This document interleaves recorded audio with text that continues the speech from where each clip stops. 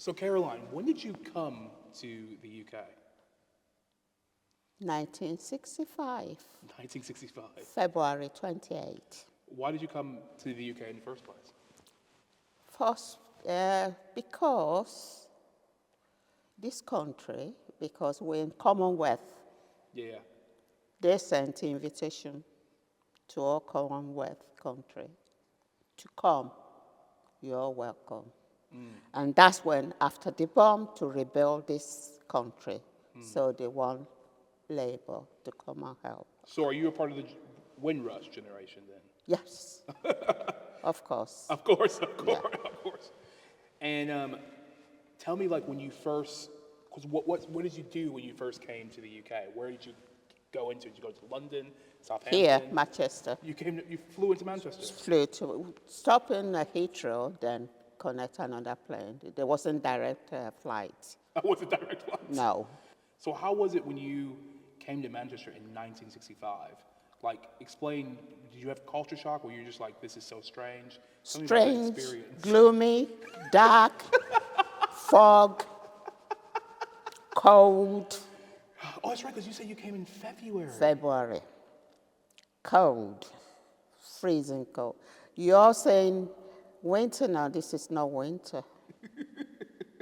This is not cold weather at all, compared to 60s and 70s. And then what did you end up doing your first year living in Manchester? Because my husband came a year before me, so I just came straight to meet him. Okay. Yeah. And where did you live in Manchester? We were in Victoria Park. Victoria Park. So what, Wally Range? No, near Longside. Longside. Yeah, Okay. so it's Victoria Park, Longside, Rusham, and a hill. Oh, wow. Oh, that area. That's amazing. Can you tell me what is something that really was hard for you leaving? What was really hard leaving Nigeria to come to? Very hard. Culture shock. Tell me Cold. about that. I got here in the evening, and the following day I said to my husband, I want to go back. I wanted to go back. Oh, really? Oh, yeah. He sent all his friends to beg me. The reason why is that it was cold. Nobody, no family, no friends apart from his friends. So it's so new to me. Oh, wow. All I was crying just for my mom. No helper. Oh, man.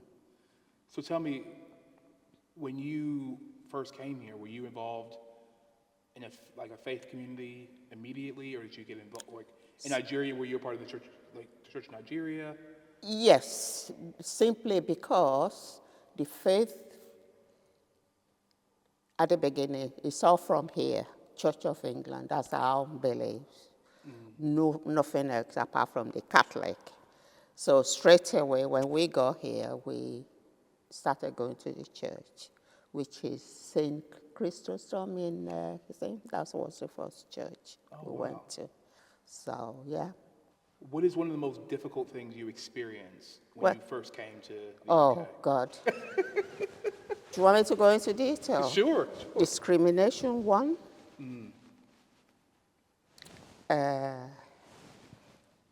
You can't find a job. You can find a job, but you won't get it. You want to rent a house or flat, you won't get it. All you get is no black, no dog, no Irish, no Scots. I didn't even know that these Irish and Scottish people are not the same as English people until I got here.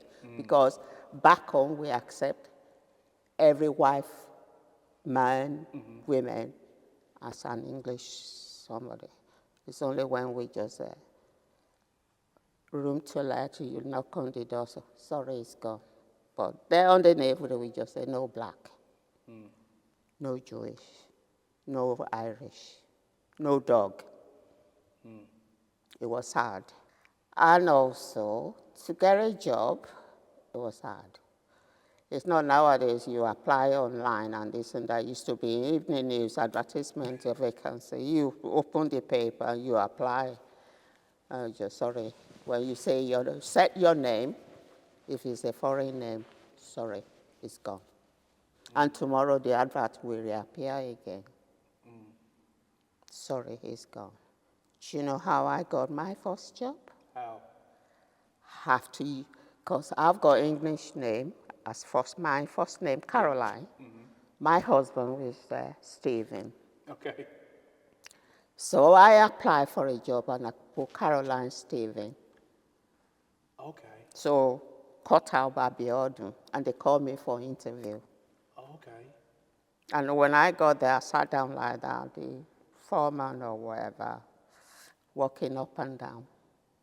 So what have I got here? Then I sat down and I thought, excuse me, is anybody going to talk to me? Oh, we'll be with you in a minute. So the next minute, just come in. I went in. I said, before you say anything, just try me for 2 weeks. Don't pay me. Really? Oh, yeah. And I thought, oh, I've got a job here. Just try me. You don't need to pay me. And that's how I got the job. Really? And I got there from checker. Within 3 weeks, I became head checker. Within 3 weeks, they employ more blackface like me.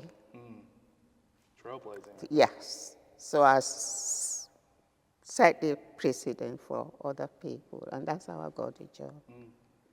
And tell me, I know you told me that, and this before I came to this city, I knew about what it was known for was, of course, the music scene in the 1990s. You know, we live. You know, this parish has the Gallagher brothers in it. Yes. So All of them, to be honest, they started with me. They used my shop. did they really? Yeah, it's 808. This Gallagher, they come to me.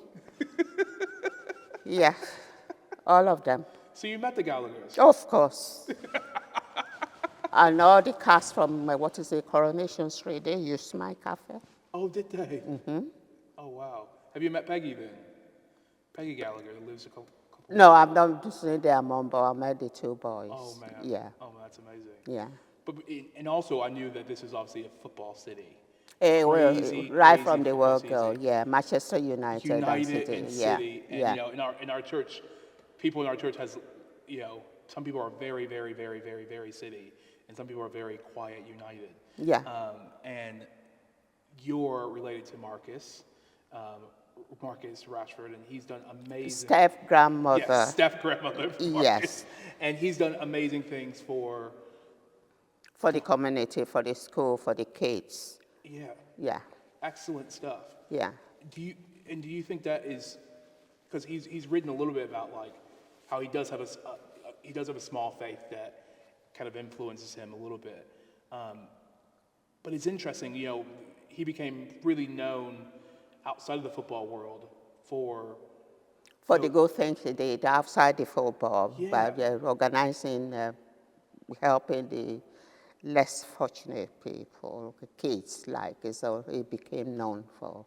and that has had such a huge influence, and he's even started this kind of movement of like, actually, can we have free school meals all the time? That for was, all kids? that was his first move to become somebody recognized in Manchester as well. Which is absolutely amazing. And I guess lastly, wrapping up for Black History Month, what is your hope for the future? My hope for the future is maybe to educate some younger one, to see the light, to tell them the world is becoming one. There's no need to turn against one another. It doesn't matter what religion or faith you have, Muslim or whatever. You need to learn and you need to come together to become one. That's the only way. That's my advice to the younger coming. It doesn't matter, you don't have to go to church every Sunday to show that you are a Christian, or it's what you do to your neighbor, and it's what you do to your friends, it's what you do to your family that portray you to be a good Christian.